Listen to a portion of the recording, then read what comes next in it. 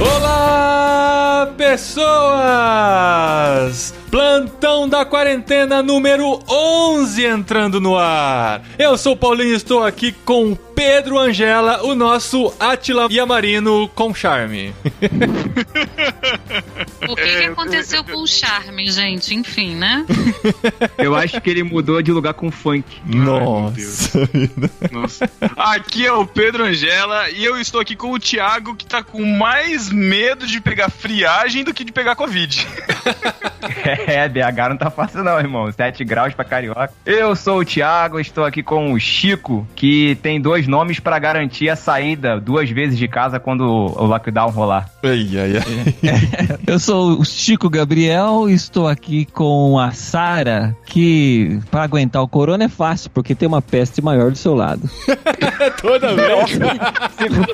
Segunda vez. Maior, ele não é uma peste e ele não é maior, né, gente? Vamos manter o tamanho aí. Eu sou a Sara e tô aqui com o Paulinho, que não imaginava que iria gravar tantos podcasts no plantão da quarentena. Não imaginava que a gente ficaria tanto tempo preso em casa. Pois é, gente. E assim, né? A gente vai ter que parar esse plantão da quarentena, porque senão vai ter mais programa aqui do que no podcastirmãos.com, pelo jeito. Mas estamos aqui em mais um episódio do plantão da quarentena pra atualizar um pouquinho do que nós estamos vivendo. E a gente fez muita questão de gravar esse episódio essa semana. Ele tá entrando no ar um dia depois do programado, porque a gente tá gravando aqui na quinta-feira à noite. Porque nesta semana nós começamos no Brasil a falar de abertura. Mas abertura do quê, gente? Estamos no meio da pandemia. A gente vai conversar sobre isso aqui nesse plantão especial. E você aí do futuro vai tentar entender um pouquinho dessa loucura que a gente tá vivendo aqui.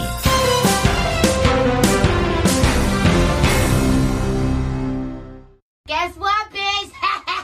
Coronavirus! Coronavirus! Shit is real! Shit is getting real! Shit is real!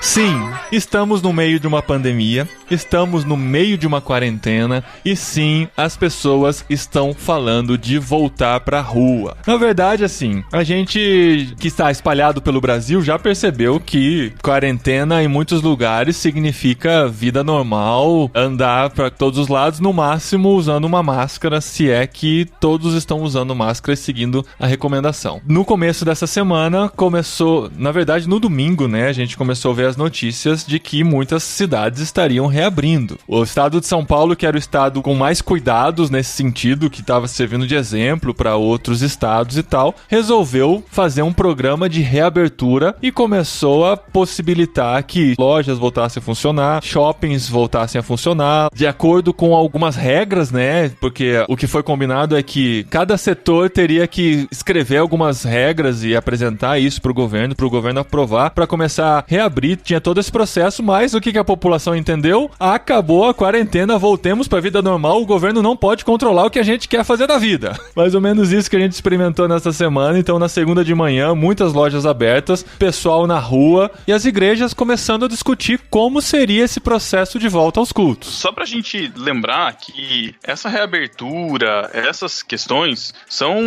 situações políticas de cada local, mas pra lembrar que o Covid, ele é transmitido pelo ar, ele é uma doença nova e não existe cura, não existe remédio, não existe vacina ainda. Então, em qualquer cenário de reabertura, mesmo nos que a gente vê lá fora, né, que acompanha pelas notícias, que estão reabrindo com muito cuidado, a doença continua circulante. Então, assim, a gente tem que tomar muito cuidado, porque mesmo reabrindo, a doença tá aí, ela não sumiu, não é tipo assim, a quarentena acabou, a gente recolheu os coronavírus do ar, agora vocês podem sair. Não é isso. Tá resolvido, exatamente. A gente tava trocando aqui as câmeras aqui da cidade, né? Agora vocês, não é isso, cara. A doença continua pegando, os casos só tendem a aumentar, a recomendação do distanciamento social não foi retirada, ou seja, a gente tem que continuar tendo distanciamento social, só que, né, Brasil, né? Daquele jeitinho dele, exatamente, né? Porque assim, né, os países que estão falando de reabertura foram países que levaram a quarentena a sério e conseguiram reduzir e muito o número de casos. Tem aquela questão da curva, né, que sempre se fala, e a gente sempre fala aqui também, a curva estava na descendente, já tem situações de casos controlados, aí começa a se falar de algumas reaberturas. O Brasil achou que estava tempo demais com tudo fechado e falou, não, tá na hora de começar a reabrir. Por quê? Porque tem leitos disponíveis nas UTIs e a gente pode correr esse risco.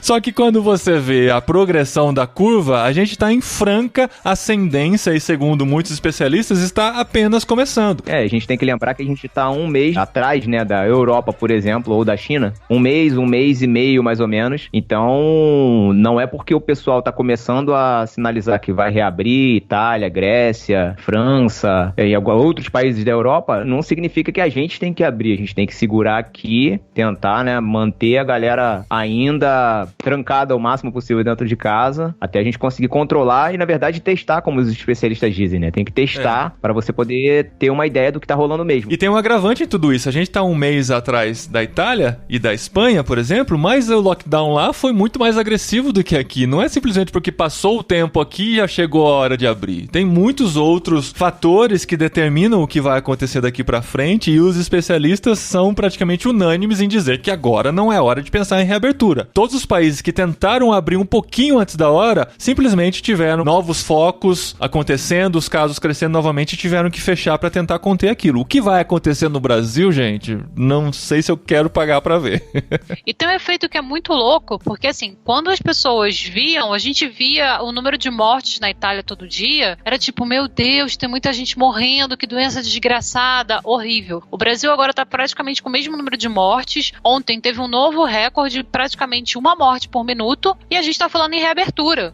Então assim, é muito louco, porque tá acontecendo. Aí fala, não, mas o Brasil é um país maior. Gente, mas não é o mesmo número de mortos? Então, é a coisa assim, não, quanto de mortes a gente vai aceitar, entendeu? E o que na verdade acontece, pelo que eu tenho observado, é que as pessoas cansaram de esperar. Quer dizer, quem resolveu esperar, né? Quem resolveu se fechar? A gente tá aí há mais de 2 meses, né? Quase 3 meses de quarentena oficial aqui no Brasil. E assim, ou as pessoas... Eu tô tentando entender, na verdade, durante todo esse processo, o que tá acontecendo na cabeça das pessoas. Ou as pessoas simplesmente cansaram de esperar alguma coisa acontecer e vão voltar pra vida normal porque não tem mais o que fazer. Paciência. Morreu.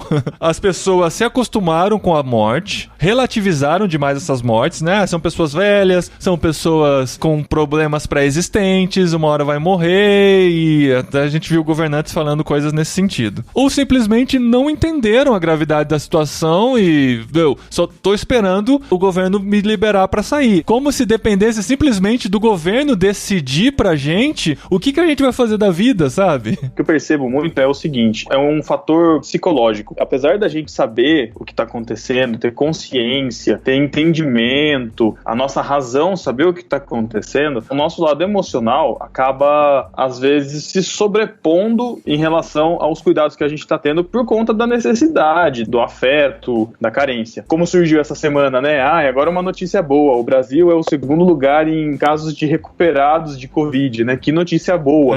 Não é uma notícia boa porque eu gostaria de estar em último lugar para não ter doentes que pudessem ter sido curados, né? Se a gente tá no ranking de curados é porque a gente tá com muito caso. O que às vezes a emoção acaba se sobrepondo é porque existe uma pandemia, ela tá aí, ela tá acontecendo, a gente não tem como evitar ela, só que é como se a gente se colocasse, vamos supor, em um cenário de guerra, falando que nós estamos vivendo no meio de um campo minado e a gente quisesse tampar o ouvido, não escutar mais sobre o campo minado e andar na rua em um campo minado. É a mesma situação. Quer dizer, eu não escutar mais sobre os campos minados não vão fazer as minas desaparecerem. Na minha cabeça vai estar mais tranquilo, mas uma hora ou outra eu vou contaminar porque eu estou descuidado. É uma situação que não tá passando, só que por você não estar sabendo do que tá acontecendo, não estar se informando, e aí também se informar de meios de fake news, de sites que ficam propagando esse tipo de notícia como uma notícia boa, você acaba achando que tá tudo bem aí, porque o governo tá abrindo os lugares, a gente já pode retornar, mas não é isso, o vírus continua circulando. É muito esquisito a gente pensar nisso, mas é o que realmente acontece. Eu acho que a própria mente humana dá esse bug pra querer voltar numa normalidade, né? Numa rotina do que a gente viveu. A negação é um fator evolutivo do ser humano, né? Na verdade, a ciência fala isso, né? Que o ser humano, diante de uma situação como a gente está vivendo, é muito normal a pessoa que não tem controle nenhum sobre nada, como ela se sente sem controle nenhum sobre nada, ela acaba negando as coisas. E tem um outro fator que eu tenho observado também, como é o caso do Rio de Janeiro, né? Rio de Janeiro, segundo estado com o maior número de casos. casos. As pessoas, como viram algumas pessoas de seu conhecimento testando positivo e não acontecendo nada com elas acabam relaxando. Elas mesmas falam, não, conseguiu passar pela doença, não teve problema nenhum, entendeu? Só que a gente não tem o controle. Os cientistas não dizem assim, tá tudo bem, se você não tiver problema nenhum anterior, as comorbidades, vai ficar tudo tranquilo. Não, a gente não conhece. A questão toda é que a gente não conhece a doença. Sem contar que você não sabe pra quem você vai passar, né, cara? As pessoas pensam muito nelas, né? Esse é o problema. Também tem isso. Tem o fator também do egoísmo, né? A pessoa pensa só em si mesmo. Não se pensa como vetor da doença. Assim, a doença atingiu a minha família, meu pai e minha mãe testaram positivos. Eu hoje moro em Belo Horizonte com a Sara. Só que meu pai e minha mãe ficaram lá, minha família ficou lá, né? Meu pai e minha mãe testaram positivo. Meu pai tava fazendo Uber, óbvio, precisa sair de casa pra trabalhar, tem um carro pra pagar, enfim, tem conta pra pagar e tudo mais. Tava tentando se precaver, eu conversava com ele sempre e tal. Pai, evita sair o máximo, por favor, tal. Tenta, né, higienizar as mãos, usar máscara e tudo mais. E ele pegou o Covid, né, testou positivo. Na verdade, ele pegou, teve sintomas, ele no finalzinho da doença, ele testou, foi testar, viu lá que tinha sido infectado. Claro, passou pra minha mãe também testou positivo, graças a Deus os dois passaram pela doença sem maiores problemas, só com aqueles sintomas de gripe mesmo. E graças a Deus nada pior aconteceu. Mas, obviamente, eles são vetores, eles podem passar para outras pessoas, né? Então, assim, a gente tem que ter cuidado. O que a gente tá vendo é um monte de gente que se diz que tem muito cuidado com tudo, não tendo cuidado numa situação como essa, entendeu? Uma coisa que eu percebo também é que existe, não a questão da negação em si, mas existe um descrédito total acerca da doença, no sentido de que há pessoas que realmente acreditam que seja questões políticas e que essa doença não existe, embora atingiu todo mundo, né? Gente, e isso não é só no Brasil não, cara. Tem grupos na Itália dizendo isso. Sim. É impressionante, cara. Você fala, é o povo brasileiro e tal. Não, mas tem gente ao redor do mundo fazendo isso. O ser humano, ele é igual em qualquer lugar, independente do país, independente da cultura dele, ele tem os seus padrões que segue. Muitos que levaram, são fatores evolutivos que levaram o ser humano a continuar vivendo, e outros que podem levar à morte dele da mesma maneira, sabe?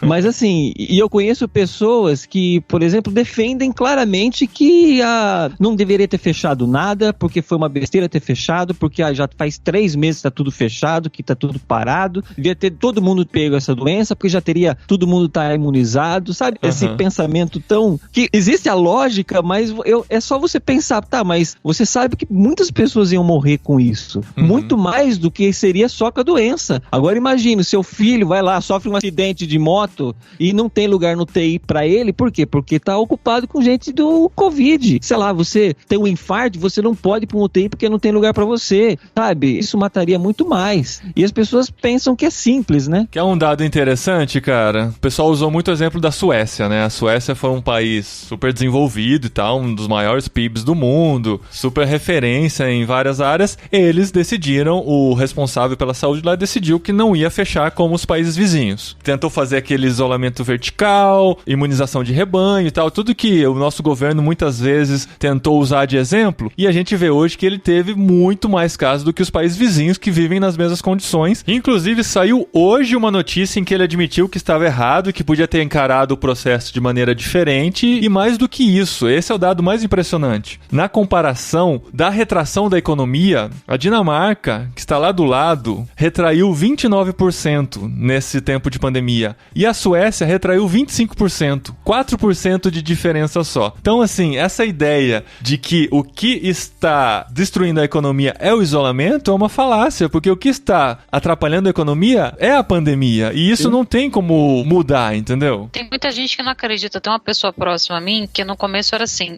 não, isso é mentira, eu não conheço ninguém que teve. E aí algumas pessoas pegaram. Pegou, mas não foi nada. E aí algumas pessoas morreram. Eu conheço, por exemplo, a mãe de uma amiga minha, ela morreu assim, num prazo praticamente de um dia pro outro. E aí quando a pessoa morre mas não morreu de Covid, né? Morreu porque já tinha um outro problema, parou no hospital e calhou de ser a Covid. Você fica assim, gente, o que é necessário para as pessoas acreditarem? Porque infelizmente o discurso que a maioria tem ouvido, junto com as fake news, é que realmente a doença não é um problema. E quem tá pedindo pra abrir, de novo, vocês sabem, eu já contei aqui que eu fiquei desempregada, graças a Deus consegui um outro emprego. Sei que tem muita gente sim perdendo o emprego, mas as pessoas falam como se fosse assim, as pessoas vão perder o emprego, mas não a vida. Mas tem gente morrendo, e assim, lembrando de novo que os dados no Brasil, eles são subnotificados. Então assim, a realidade está dada e as pessoas não querem acreditar. Só pra deixar claro, são mais de 30 mil mortos hoje, no dia que a gente tá gravando, né? Sim. 83 mil mortos. E tem a possibilidade, gente, da gente ter a falsa impressão de que a gente vai atingir um patamar daqui pra frente. A gente passou dos 1.000 mortos por dia e tal. Talvez isso se mantenha por um tempo e se passa a impressão, não tá mais crescendo. Mas é porque a gente não tá testando, gente. A gente não tá testando. Então, assim, pode ter muito mais gente morrendo e, na verdade, isso é claro que tem. Outros estudos comprovam que os números de mortes por síndrome respiratória aguda, comparativamente com a mesma época do ano passado, é muito maior em muitas cidades, em muitas regiões. Esses números vão continuar crescendo, só que a gente vai continuar testando a mesma quantidade, achando que está estabilizado. E a gente corre esse risco de achar que está estacionado, mas não. A coisa está degringolando e a gente não está percebendo, fica preso a alguns números que, na verdade, não refletem a realidade que a gente está vivendo.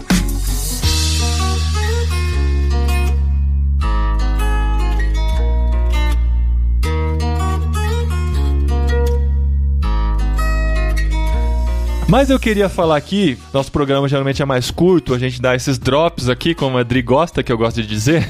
A gente tá muito triste, mas ao mesmo tempo tá muito revoltado com toda a situação. A gente tá respeitando a quarentena, tentando organizar as nossas vidas dentro das limitações. É claro que cada um tem o seu jeito diferente. Todos nós aqui, de certa forma, estamos conseguindo trabalhar de casa. Tem gente que não consegue, tem outras situações envolvidas. Dá pra entender tudo isso. Mas o que eu não entendo, e eu gostaria que vocês me ajudassem a entender, falei com grupos de pastores hoje para tentar entender por que raios as igrejas estão falando de voltar os cultos. Por quê, meu povo? Por quê? Eu sei que todo mundo tá querendo voltar a se reunir. Quem é cristão de verdade quer estar com os irmãos. E a gente quer uma boa notícia de que a gente vai poder voltar a se reunir. Mas não é o governo que vai dizer, não, agora vocês podem, dão o seu jeito aí, querem se reunir, vão e se reúnam. Aí acontece o quê? A igreja se sente pressionada a voltar, porque muitos membros estão querendo que volte. E o governo deixou que volte, vamos voltar e vai dar no que vai dar, e eu não quero ver também,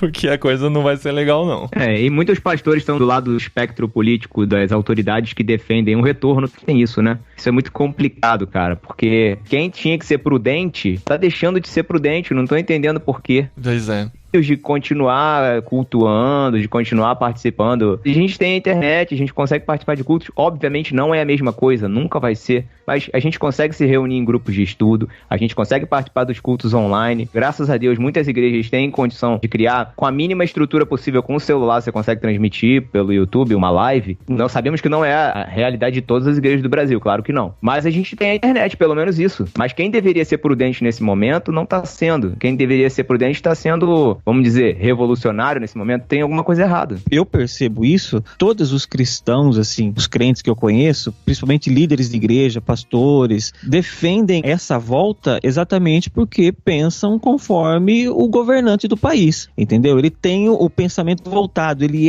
pensa da maneira igual, não é nada, é só uma gripezinha, isso aí não vai fazer nada, a gente pode voltar a se reunir, não tem problema, só usar máscara e resolve. Outros falam que nem usar máscara porque é frescurite, sabe? Então, eles têm esse pensamento que é simples. Eu entendo o lado de alguns pastores que existe uma pressão dos membros para que haja essa volta. Porque para quem está fazendo as lives, de uma certa forma se sente participando de um culto, fazendo um culto. Mas para quem está só em casa assistindo, a impressão não é a mesma, né? Então esse quer voltar, esse quer estar lá. Mas todo mundo quer, cara. Todo mundo que é cristão de verdade quer voltar. Mas as pessoas não querem admitir que só vai ser seguro voltar quando todos estiverem imunizados. E como todos vão poder estar imunizados? Quando existir uma vacina e essa vacina for aplicada em toda a população. Antes disso, não vai ser seguro, ainda mais num país como o Brasil, sabe? Porque assim, você pensar numa Nova Zelândia, é uma ilha destacada do continente, com um governo super consciente, todo mundo colaborando e tal. Pode ser que lá chegue antes essa realidade do que para nós, brasileiros, vivendo numa sociedade como essa. A gente não consegue admitir que pode levar um ano pra gente poder se reunir de novo com segurança. Porque se as pessoas dizem que elas estão com saudade de estar com os irmãos, vai chegar num ambiente super inóspito, onde você não vai poder se abraçar, vai ter que sentar uma certa distância. Se pensar bem, não poderia nem cantar na hora do louvor, porque na hora de cantar é onde você espalha mais perdigotos no ar, aquele aerosol que vai ficar flutuando, que pode entrar em contato com outra pessoa e tal. Então é um ambiente super favorável para a propagação do vírus, e mesmo assim as pessoas estão querendo voltar. Uma coisa que você não tá levando em consideração é que esse cuidado e essa prudência que você tá tendo, as pessoas não vê relevância nisso. Elas não têm esse pavor da doença. Com as pessoas que eu convivo, ninguém se preocupa. Se ela te encontrar na rua, é fácil ela querer te abraçar, sabe? No máximo tá dando um cotovelinho assim, porque virou hábito, porque virou uma modinha agora, sabe? Usando máscara porque é obrigado, porque por ela não usava. Eu falo porque eu tava na live lá, tinha um irmão comentando que ele foi convidado pra pregar num culto numa casa, que era na garagem. Ele falou que tinha cerca de 40, 50 pessoas ali, sabe? Numa garagem que tinha aproximadamente, sei lá, vamos pensar que era 10 por 5, sei lá, que tinha 50 metros quadrados, sabe? Uma pessoa por metro quadrado. E sabe o que é pior? Essas pessoas acham que elas são, tipo, a igreja resistente, assim, sabe? Que, tipo, a igreja perseguida, clandestina, que está conseguindo se reunir mesmo que o governo não permita. Não é um decreto municipal que vai nos proibir de nos reunirmos. E falando assim, não, mas é casa, é residencial, ninguém pode impedir, sabe? Ninguém pode falar nada, assim, sabe? É isso. Ô, Tico, eu só queria falar só uma coisinha. Não é só entre os cristãos, não. Porque aqui perto de casa tem um centro espírita aqui que toda semana o pessoal se reúne pra bater tambor lá. Toda semana. Desde que a gente chegou aqui. Eu falo do meio evangélico porque é o meio que a gente mais convive, que a gente tá vendo. Mas eu sei que isso acontece também com a igreja católica, com outras igrejas, com outras religiões que também têm o seu encontro pessoal, o encontro social, como grande parte da prática da vivência da sua fé. E tem até as festinhas clandestinas, né, cara, que vive dando chabu aí. Exato. O que eu vejo é um apelo emocional ao retorno da rotina. É a gente voltar a frequentar a igreja como era antes, voltar à vida normal como era antes. É a negação de que algo mudou. Eu tenho meu sogro que é católico, ele é diabético, tem pressão alta, e eu lembro que, não sei em que dia que foi, ele tinha o hábito de visitar o cemitério com uma certa frequência, coisas do meu sogro. E ele ia visitar o túmulo lá da esposa dele, e ele falou, nem deu pra ir no cemitério. Quer dizer, a gente explica, a gente fala. Quer dizer, ele não vai porque tá fechado. Se amanhã abrir a igreja católica, eu tenho certeza que ele vai. Independente da gente falar o quanto é importante se isolar, o quanto é importante tomar as medidas. Da mesma forma, a igreja. Eu tenho conversado com a minha mãe, que é transplantada, fez ponte de safena, é diabética, meu pai, os dois são super grupos de risco. Graças a Deus, ela ainda tá consciente de falar que mesmo se reabrir a igreja, ela não vai voltar por um tempo. Eu conversei com o meu pastor essa semana falando que, a gente não vai voltar, mesmo que abra, a gente não vai voltar por um tempo. A Paty trabalha no hospital, a gente tá tendo que sair pra trabalhar, a gente não tá no normal que a gente deveria tá, quer dizer, já não daria pra voltar, de certa forma. O que eu vejo que a gente pode fazer, assim, o mínimo que eu acho que é o que dá pra gente fazer é dar exemplo. Eu não vou e eu vou bater o pé que eu não vou. Ninguém vai me obrigar a ir, porque eu não me sinto seguro de frequentar. Isso eu falei pro meu pastor, se alguém é contaminado ali na igreja, a responsabilidade vai ser da igreja. A responsabilidade do contágio, a responsabilidade de uma possível morte vai ser da igreja, que decidiu estar aberta e decidiu receber as pessoas. Principalmente porque os governos estão liberando, estão lavando as mãos, assim, não, vocês podem. Exatamente. Porque o governo não quer se comprometer proibindo os cultos de acontecerem, pra não parecer uma perseguição religiosa, mas também tá querendo deixar as igrejas totalmente responsáveis pelo que vai acontecer lá. E lembrando que a gente tá em ano eleitoral, né, gente? Tem que pensar nisso também. Putz, tem tudo isso, cara. Principalmente porque é muito a cargo dos prefeitos essa liberação de algumas coisas específicas de cada cidade, e é últimos meses de mandato dos prefeitos dessas cidades, assim. Por exemplo, o meu, ele não vai se reeleger mais. Ok, vai ter uma chapa que ele vai apoiar e tal, mas eu penso assim, se fosse eu, por exemplo, eu proibiria, exatamente porque ninguém vai falar. Eu sei que vão me criticar muito, mas independente, vocês não vão precisar votar em mim depois, então tudo mas bem. O cara vai querer continuar a vida política dele, ele vai querer se candidatar a um deputado, alguma coisa assim lá pra frente. Exato, então, mas até por isso que eu vejo que tá tendo essa entrega de responsabilidade pras igrejas. Fala, vocês querem voltar? Por mim não voltava, mas tudo bem, vocês querem, então assuma a bronca aí. Se qualquer coisa acontecer, a culpa é de vocês. Eu ia elencar aqui 3 motivos, de forma bem simplista, podem ter outros N's, mas assim, eu acho que 3 principais. Um deles é a simplicidade das pessoas de querer se encontrar, de querer se abraçar, de achar que tá tudo tranquilo. Não estão fazendo mesmo por maldade. Eu acho que em outras situações, os pastores ou a liderança da igreja tomou aquela fala de que a igreja está sendo perseguida, sendo que, gente, abre o site da Portas Abertas, vai procurar o que é uma igreja perseguida. Eu acho que assim, a maioria não ia aguentar um dia. Então esse papinho de de culto clandestino, de que o inferno vai prevalecer. É o tipo de gente que faz esse discurso de tipo machão e não aguenta uma lapada. É cachorrinho que fica latindo preso, né? Isso aí. Aí abre o portão, o cara fica com medo. A igreja não tá sendo perseguida, a gente tá no caso de uma pandemia. Ninguém tá mandando fechar a igreja por intolerância religiosa. Essa não é a situação. E acho que se fosse, a maioria se acovardaria. E o terceiro, que assim, a gente tem que falar também que infelizmente tem muito lugar que é pequenas igrejas, grandes negócios. Tem muita igreja recebendo menos oferta e menos dízimo porque tem menos gente indo. A gente sabe que nem todas as igrejas que tem a placa de igreja falam do evangelho. Tem muito lugar que é só pra pegar dinheiro de gente que é inocente ou gente que acha que Deus é banco, enfim. Tem muita igreja que tá perdendo com a arrecadação. Então, assim, essas pessoas com certeza vão fazer coro, falar, não, tem que abrir igreja. Óbvio, vai ver quanto é que tava a arrecadação dele antes da pandemia. Então, e assim, não é só a igrejinha. Tem muitos lugares que querem abrir porque querem confraternização, querem se encontrar, corpo de Cristo, fazer ceia, ok. Mas a gente sabe que, assim, ainda mais no mundo que a gente tá vivendo, que cada dia é uma notícia, você fica assim, meu Deus, que é isso? Então, assim, nem todo mundo que tá ali falando, ai, Senhor, Senhor, tá com o objetivo de adorar a Deus. Tem outras questões, inclusive políticas, de fazer a igreja como curral eleitoral pra poder abrir. E não são só as igrejinhas não, viu, amor? Nem toda igreja que tá escrito Jesus Cristo é o Senhor na frente, realmente tem Jesus Cristo como Senhor.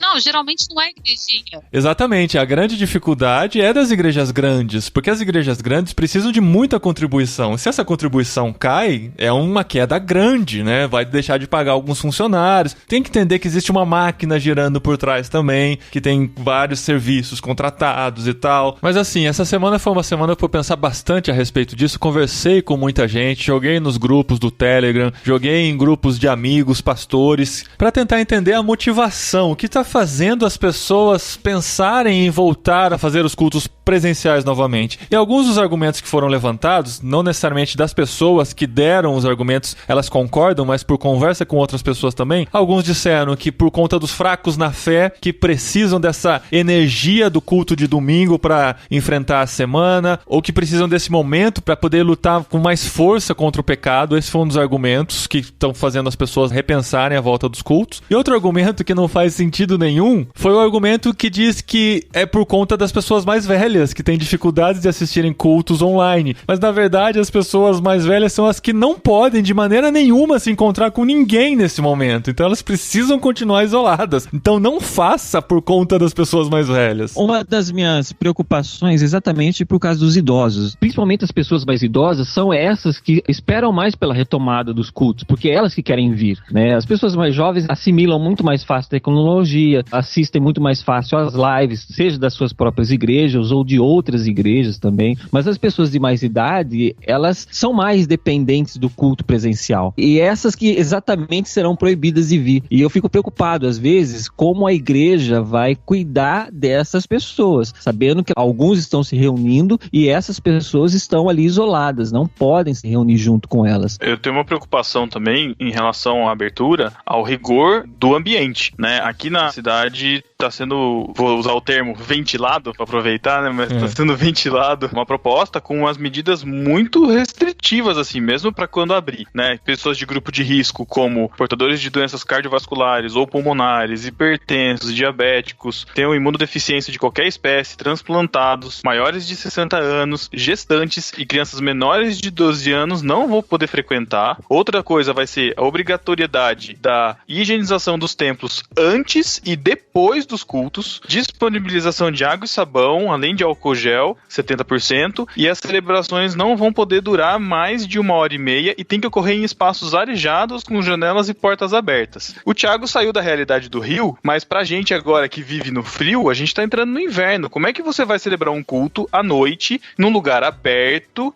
tendo que higienizar o prédio inteiro, sabe? Eu vejo que não vai ter esse rigor, não vai ter esse controle. Eu fico com medo do tiro sair pela culatra, sabe? E a gente acabar prejudicando mais a comunidade do que abençoando de fato. Então, com essas restrições todas, acaba não fazendo muito sentido, né, gente? Sendo inviável o culto, né? Vai fazer pra quê? Parece que o Pedro tá valendo uma lista de recomendações de uma montanha-russa e não de uma igreja. Exatamente, cara. Pra que você vai num negócio tão perigoso?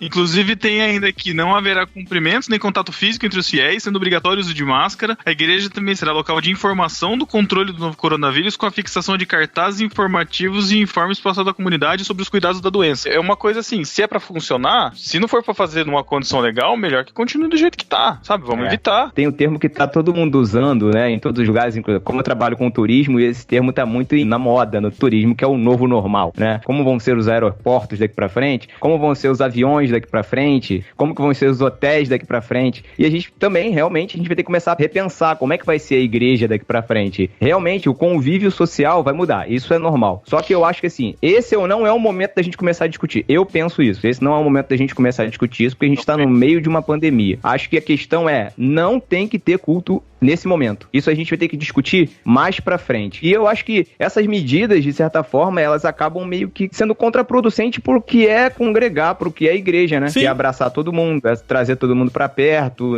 Se você tá afastando as pessoas, você tá partindo do ponto de que você não tá acolhendo todo mundo, né? E toda essa discussão, toda essa reflexão que eu tive durante a semana me levou a pensar também em como as pessoas encaram a igreja, ou como as pessoas encaram o estar presencialmente lá, né? Se as pessoas acreditam que elas precisam ir à igreja, que eu tô encarando a igreja como o espaço onde a igreja se reúne, não necessariamente as pessoas, né? Se as pessoas acreditam que precisam ir à igreja para estar mais perto de Deus, já começa a partir de um princípio errado, porque você não precisa estar em um lugar para estar na presença de Deus. Agora, se você já é um crente mais maduro, entende a importância da igreja, mas entende que essa situação é uma contingência e que é muito mais inteligente você respeitar o isolamento físico e não usar qualquer outro argumento para se reunir com outras pessoas, acredite que você vai estar fazendo muito mais a vontade de Deus, que zela pela preservação do ser humano, do que forçar a volta dos cultos. E como a gente já disse em outros programas, essa é a grande oportunidade que a igreja tem de provar que ser igreja não é somente se reunir aos finais de semana. Agora é a hora de você se preocupar com o irmão que está passando por dificuldades, se preocupar com o irmão que não está conseguindo trabalhar por conta da quarentena, se preocupar com as outras pessoas e mostrar que você não precisa necessariamente ver aquela pessoa toda semana para você se preocupar com ela, né? Para quem tá com alívio de consciência, porque às vezes associa que ser cristão é ir na igreja todo domingo, tenta fazer um culto em casa, tá com saudade do irmão, liga pra ele, manda um WhatsApp pra ele. Hoje em dia a gente tem recursos pra isso, que tem muita gente também tipo, tem que ter culto, tem que ter culto, tem que ter culto. Tá lendo a Bíblia? Tá orando? Tá ligando pro irmão? Tá fomentando o culto doméstico? Então assim, a gente tá muito acostumado a ser cristão de domingo e achar que a nossa identidade tá associada a ir no culto. Também está, mas não é só isso. Ser cristão é mais do que passar 4 horas do domingo na igreja, 2 de manhã e 2 de tarde. Também faz parte, mas nesse momento a gente não está conseguindo fazer. Eu queria recomendar uma live, Paulinho, antes da gente terminar, que foi feita por uma instituição científica cristã dos Estados Unidos, a Biologos, que fez uma live com o Tim Keller e com o Francis Collins, que é o doutor responsável pelo projeto Genoma, e é cristão, né? E eles discutiram onde está Deus durante a pandemia, e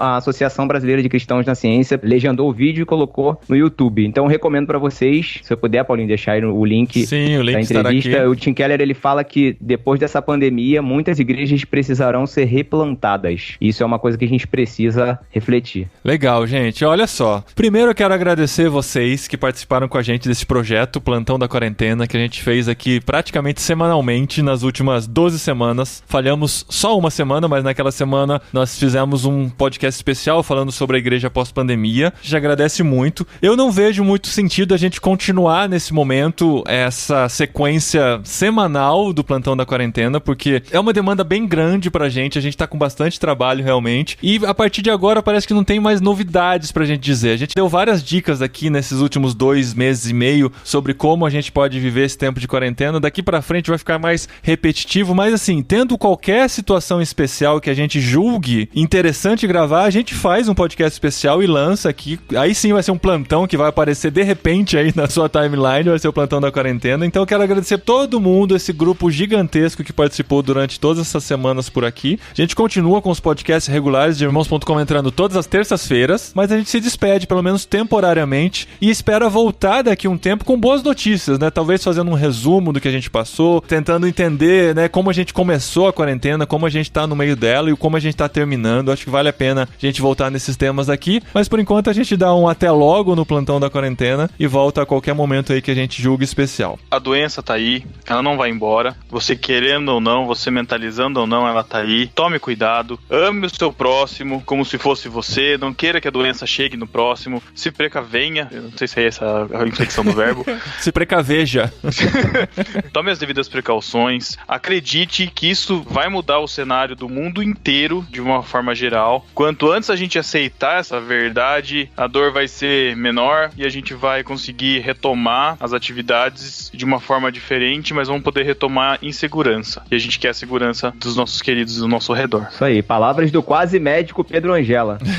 Quase médico. O importante é a gente saber que nada foge do controle de Deus, né? Pode parecer clichê isso, mas se a gente esquece disso, a gente acha que a situação está totalmente perdida. Na verdade, assim, está sob o controle de Deus ainda. Mas nós estamos aqui responsáveis por gerir o que está acontecendo aqui, né? Então, nós somos responsáveis pelos nossos irmãos, nós somos responsáveis pela nossa família, mas a gente tem que descansar em Deus. Saber que a gente pode ter a certeza de que Ele ama essa humanidade mais do que tudo e o que a gente puder fazer para amar o próximo também, a gente vai estar fazendo um pouquinho de Deus aqui no mundo também, né? No Evangelho diz que haveria de vir um traidor para que Jesus morresse, né? Mas ai daquele que o traiu. Então as coisas estão sob o controle de Deus, só que nós temos a nossa responsabilidade. Se a gente não está sendo responsável, a gente está deixando de fazer a vontade de Deus. A gente tem nossa responsabilidade sim. Se a gente estiver fazendo a nossa parte, a gente vai estar contribuindo pro reino de Deus, pra obra de Deus nessa pandemia. E eu não quero ver nenhum ouvinte nosso fazendo selfie na igreja domingo, porque eu não quero que ninguém vá, tá? Boicote a igreja.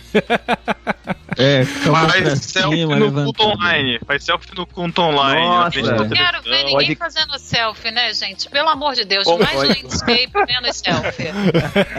Podcastirmãos.com desviou de vez mesmo, hein? Falando pro pessoal não ir pra igreja. Eu nunca imaginava que eu diria isso, gente, mas não vão pra igreja domingo, por favor. Nem sábado. Se estiver no sábado também não vá. Se for adventista, né? Adventista. Quem quer que seja, não vá pra igreja, não vá pro culto.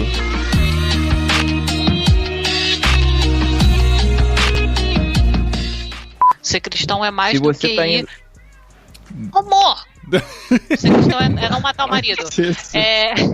Só pra deixar registrado que eu senti o olhar de laser da Sarah no Thiago no momento que ele interrompeu ela. Não, eu tô protegido, cara. Eu tô dentro do quarto. Tô dentro do quarto trancado. Fica tranquilo. Relaxa, eu tô quase trancado. Mas uma hora ou outra você vai ter que sair. O Thiago tá de quarentena na quarentena.